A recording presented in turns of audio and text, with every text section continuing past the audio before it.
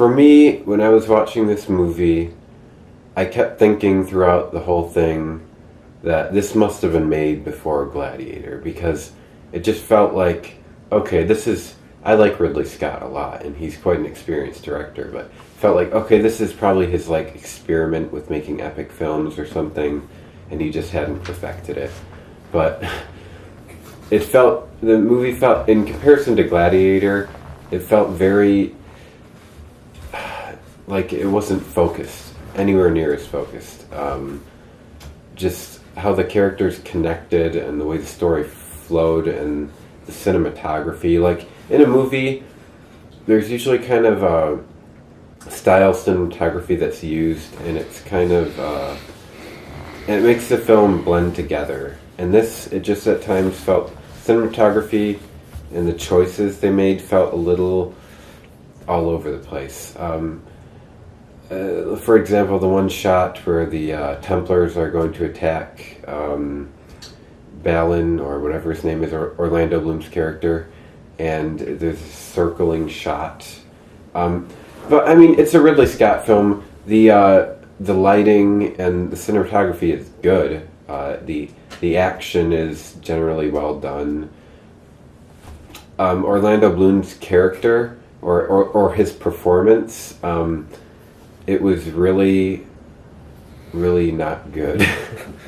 It was very bland, in my opinion, and he's the central character in the movie, and it really, I think, detracted from the movie, because he just felt bland and not very interesting. I don't know if this was the director's fault.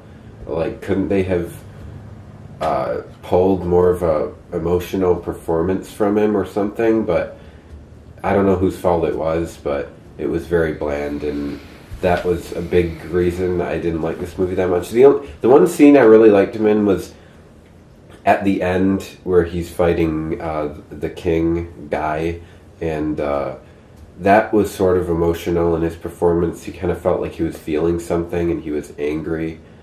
That was pretty good, but otherwise, I really didn't like his performance too much. It was, it works in a movie like Pirates of the Caribbean, but in this, it's more of like a realistic movie, and I don't know, it wasn't working for me at all. Yeah, that's pretty much it. Bouncing off what you said, I think part of the reason it's less focused is just because it's a wider story with more characters, and he's following an actual story, whereas with Gladiator he was just doing his own thing, so it's harder. So it's understandable, but yeah, I don't really think it holds together really that well. I don't really like Orlando Bloom's performance that much either. I don't think it's terrible or bad. It's just kind of okay, and this is, when he's the central character, kind of okay isn't really good enough. And besides that, I don't really like the way his character's written. He has this thing where his wife died at the beginning of the film, which is really typical. It's basically similar to what we saw in Gladiator and in Braveheart.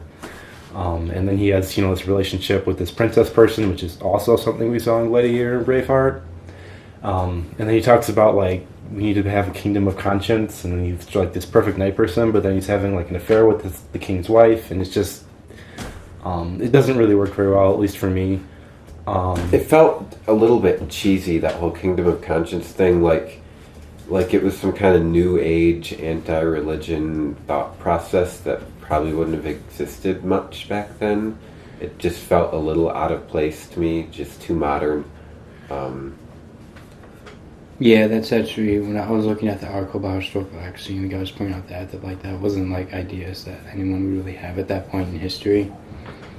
Yeah, it does. It feels somewhat like a postmodern look at history and like revisionist to a certain extent, which I think we see a lot in Hollywood films, where they put this sort of modern American view on something that happened in history. I think The Last Samurai has that problem as well.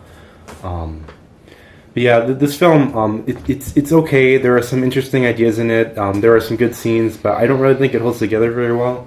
It's one of those films that's like an ambitious project that I think ultimately kind of is a failure.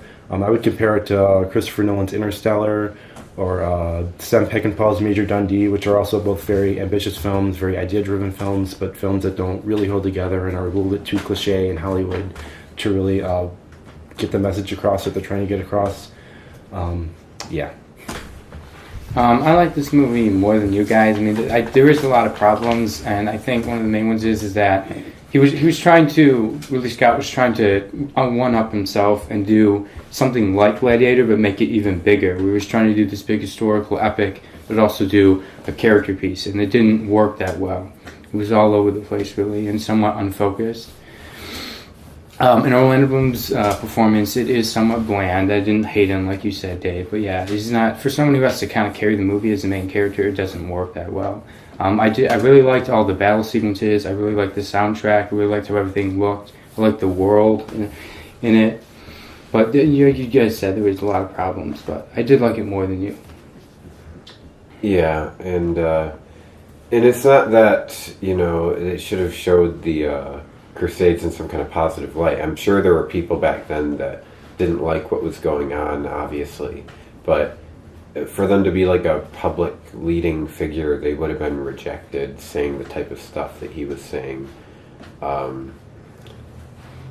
Yeah, and like just Orlando Bloom, he was kind of, he was making these speeches at certain parts of the movie, and he just didn't have the chops to pull it off, and it's supposed to feel kind of epic, I guess, and it didn't really feel that way. And it just didn't work. So I venture to say that Orlando Bloom's performance killed this movie for me more than anything else. And like I said, I don't know if it was his fault or if the director wasn't doing his job directing him, but I don't know.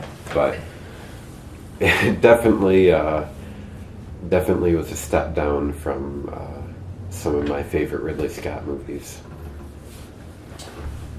Anyways, you guys have anything else to say about it? I guess I'd add that I thought the two sort of villainous characters, the king and his ally guy, were kind of cliche and over the top, which I found kind of irritating. Yeah. Yeah, the new king guy who takes over after the old king dies and then the son dies. Yeah, it's like, why does he want to...